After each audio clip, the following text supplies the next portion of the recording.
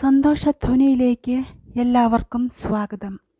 പ്രിയമുള്ളവരെ, ക്രിസ്തുവിലുള്ള ഏതൊരാളും ഒരു പുതിയ വ്യക്തിയായി മാറിയിരിക്കുന്നു.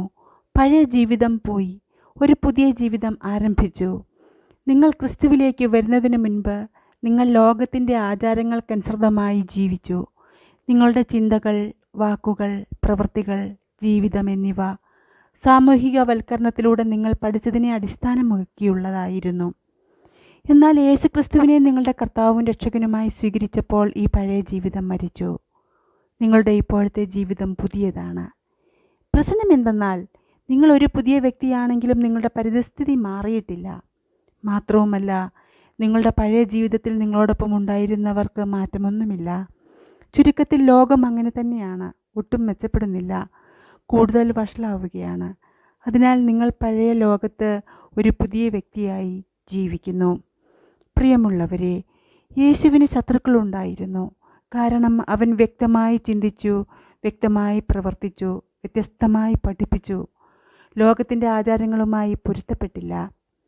യേശുക്രിസ്തു വക്രത നിറഞ്ഞ പാപലോകത്ത് പാപമില്ലാത്തവനായി വിശുദ്ധിയോടെ ജീവിച്ച് മാതൃക നൽകി. നിങ്ങൾ യേശുവിനെ വിശ്വസിച്ച് ഒരു പുതിയ ജീവിതം നയിക്കുമ്പോൾ നിങ്ങൾ ചിന്തിക്കുന്നതും പറയുന്നതും ചെയ്യുന്നതും ലോകം അംഗീകരിക്കില്ല. നിങ്ങൾ ചെയ്യുന്ന എല്ലാ കാര്യങ്ങളിലും അത് അസ്വസ്ഥത കാണിക്കും. ആളുകൾ നിങ്ങൾക്കെതിരെ പ്രവർത്തിക്കും.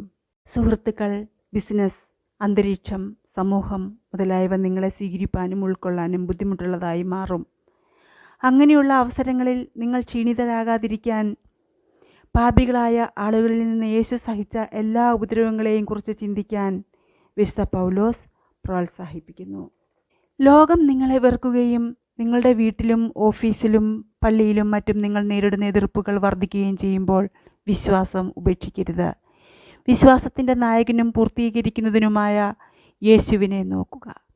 തൻ്റെ മുമ്പിൽ വെച്ചിരുന്ന സന്തോഷം നിമിത്തം അവൻ അപമാനം അവഗണിച്ച് കുരിശ് സഹിച്ചു. ദൈവസിംഹാസനത്തിൻ്റെ വലതുഭാഗത്ത് ഇരിക്കുന്നു. നിങ്ങൾ ലോകത്തിൻ്റേതല്ല, സ്വർഗമാണ് നിങ്ങളുടെ വീട്. അതുകൊണ്ട് മറ്റുള്ളവർ നിങ്ങളിൽ യേശുവിനെ കാണട്ടെ. ഒരു സൺഡേ സ്കൂൾ ക്ലാസ്സിൽ സംഭവിച്ച ഒരു കഥ ഞാൻ കേൾക്കാനിടയായി. യേശുവിൻ്റെ ജീവിതം വിവരിച്ച ടീച്ചർ മുൻപ് ആരെങ്കിലും യേശുവിനെ കണ്ടിട്ടുണ്ടോ എന്ന് ചോദിച്ചു. അതിശയകരമെന്ന് പറയട്ടെ, ഒരു പെൺകുട്ടി എഴുന്നേറ്റ് നിന്ന് പറഞ്ഞു, യേശു തൻ്റെ വീടിന് എതിർവശത്തുള്ള ഒരു വീട്ടിൽ താമസിച്ചിരുന്നുവെന്ന്. പിന്നീട് ആ പെൺകുട്ടി യേശുവാണെന്ന് കരുതിയ ആൾ യേശുവിനെ പോലെ ജീവിച്ചിരുന്നുവെന്ന് ആ ടീച്ചർ കണ്ടെത്തി. അവൻ്റെ വാക്കുകളും പ്രവൃത്തികളും കണ്ടപ്പോൾ പെൺകുട്ടി കരുതി അവളുടെ ടീച്ചർ ക്ലാസ്സിൽ സംസാരിച്ച വ്യക്തി അദ്ദേഹമാണെന്ന്.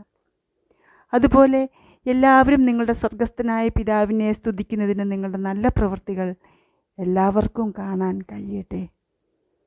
പ്രിയരെ, ആത്മീയമായി നാം ക്രിസ്തുവിൻ്റെ രക്തത്താൽ കഴുകപ്പെട്ടിരിക്കുന്നു. ഈ ജീവിതത്തിൻ്റെ ഏറ്റവും നല്ല ഭാഗം അത് ക്രിസ്തുവിൽ ജീവിക്കുന്നു എന്നതാണ്. ശുദ്ധമായ ജീവിതവും അശുദ്ധമായ ജീവിതവും വിപരീത ഫലങ്ങളാണ്. നമുക്ക് വെളിച്ചത്തെ ഇരുട്ടിൽ നിന്ന് വേർതിരിച്ചറിയാൻ കഴിയും. ശുദ്ധമായ ജീവിതം ദൈവിക നീതിയുള്ള രീതിയിൽ ജീവിക്കുന്ന ഒരു ജീവിതമാണ്. കാരണം ദൈവം പരിശുദ്ധനാണ്. സത്യസന്ധത, സത്യം, സ്നേഹം, വിനയം എന്നിവയെ അടിസ്ഥാനമാക്കിയാണ് ഓരോ ദിവസവും ശുദ്ധമായ ജീവിതം നയിക്കുന്നത്. എന്നാൽ ലോകം സ്വന്തം ഇഷ്ടപ്രകാരം ടെലിവിഷൻ പരിപാടികൾ, സിനിമകൾ, സംഗീതം, വായനാ സാമഗ്രികൾ എന്നിവയിലേക്ക് ചായുന്നു. അവയിൽ പലതും വ്യക്തമായ അശ്ലീല ഭാഷ, ദുഷ്ടവിഷയം, മനുഷ്യലൈംഗികത എന്നിവ പ്രദർശിപ്പിക്കുന്നു. ലളിതമായ ജീവിതം, ശാന്തത, ബൈബിൾ വായന, പ്രാർത്ഥന എന്നിവയെ അവർ പാഴായും അസ്വീകാര്യമായ ജീവിത രീതിയായും കണക്കാക്കുന്നു.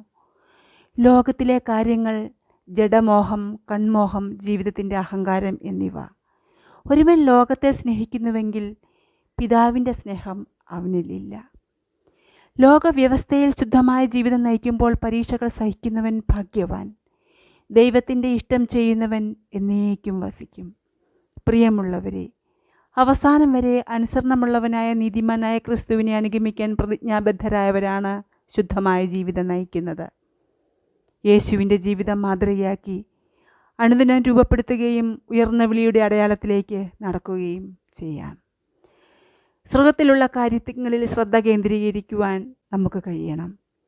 ലോകം വാഗ്ദാനം ചെയ്യുന്നതിനേക്കാൾ ഉയർന്ന മാനദണ്ഡങ്ങൾക്കനുസൃതമായാണ് ഇങ്ങനെയുള്ള വ്യക്തിയുടെ ജീവിതം. ദൈവത്തിന് വിശുദ്ധവും ദിവ്യവുമായ മാനദണ്ഡങ്ങളുണ്ട്. അവ മാറുന്നില്ല. ഒരു വിശ്വാസിയുടെ ശക്തി കർത്താവിൽ നിന്നാണ് വരുന്നത്. ദൈവത്തിൻ്റെ നീതിയുള്ള അതിരുകൾക്കുള്ളിൽ തുടരാനുള്ള ശക്തി അവനുണ്ട്.